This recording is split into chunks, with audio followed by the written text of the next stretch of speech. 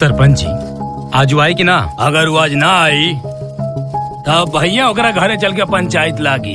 अरे सरपंच जी, पवन मौत के टाल सकेला, लेकिन अपने ही भोला चाचा की बात कब्बो नहीं टाल सकत।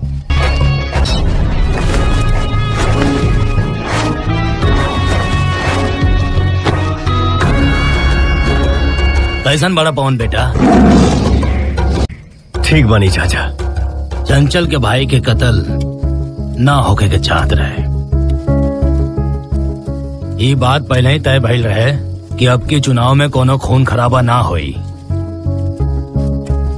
आपसी दुश्मनी के हम समाप्त करब, ये बात पे हमने के समझौता भी भई रहे। चाचा, दुश्मनी निभावे के टाइम के कराबा, मोहब्बत कैले भी जमाना हो गइल बा। दुश्मनी में ही तुमने मेरे भाई को मार दिया, वरना चंचल की जगह आज भैया बैठे होते यहाँ पे। यकीन रख, हमरा पे भी और हमरा मोहब्बत पे भी। हम ना मर ले तोरा भाई के। चेहरे पे मासूमियत और पीठ पीछे आग बरसाने में माहिर।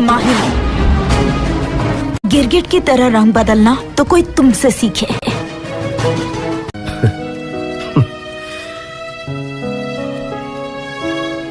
प्यार दिखाई ना दिला तोरा आँखी में।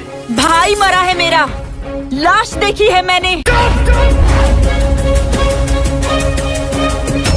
नाम पर दाग चिता के आग से कम ना होगा। अब क्या उखाड़ लोगे तुम हमसे बगावत करके? हम तो बर्बाद हो चुके हैं तुमसे मोहब्बत करके।